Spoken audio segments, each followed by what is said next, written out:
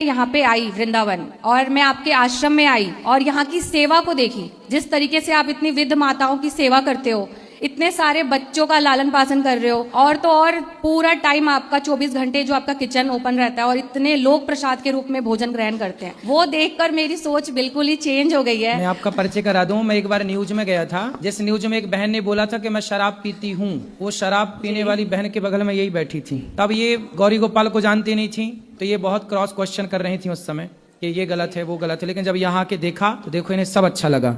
जी बिल्कुल। तो मेरा आपसे एक प्रश्न है, मैं ये कहना चाहती हूँ कि भगवान का दिया सब कुछ है, अच्छा घर है, परिवार है, गाड़ी है, फेम है, नाम है, पैसा है, बट सुकून नहीं है। तो ये सुकून कैसे मिलेगा? जब मैं कृष्णा से जुड़ती हूँ तो मुझे सुकून मिलता है, बट इतना ज्यादा अपने काम में बिजी रहती हूँ कि मुझे टाइम ही नहीं मिल पाता कि मैं उनसे जुड़ पाऊँ। उसके लिए क्या करें? जब से आप वृंदावन आने लग गई हैं, जब से आप थोड़ा कथा सुनने लग जाएंगी और कथाएं सुनते रहिए, धीरे धीरे आप इतना परिवर्तित अपने आप को देखेंगी, बदली हुई, कि आप सोच नहीं सकती। हम ना कोई यहाँ पर कोई किसी को टैबलेट नहीं देता, कोई इंजेक्शन नहीं है, लेकिन फिर भी लोगों का हृदय ना परिवर्तित हो जाता है। मैं आपको बताऊं, कल की एक बात, 3 भाई हैं, तीनों भाई आपस में बात नहीं करते थे, 3 देवरानी जेठानी, 3 भाई की 3 पत्नियां, उनका परिवार बिल्कुल टूटने की कगार में था। लेकिन मैंने केवल उनके साथ आधा घंटा समय दिया और उस आधा घंटा में उनके वर्षों, मतलब 10-10, 15-15 साल पुराने घाव आधे घंटे के अंदर मैंने भर दिए, और वो मिलजुल के इसी कथा में वो एंजॉय कर रहे हैं। पूरा परिवार अब साथ में घूम रहे हैं, तीनों जेठानी देवरानियां,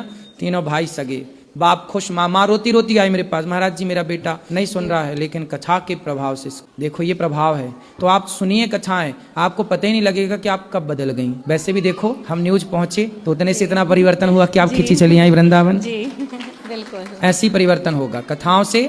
आज की युवा पीढ़ी सत्संग से हट गई, इसलिए डिप्रेशन में चली गई।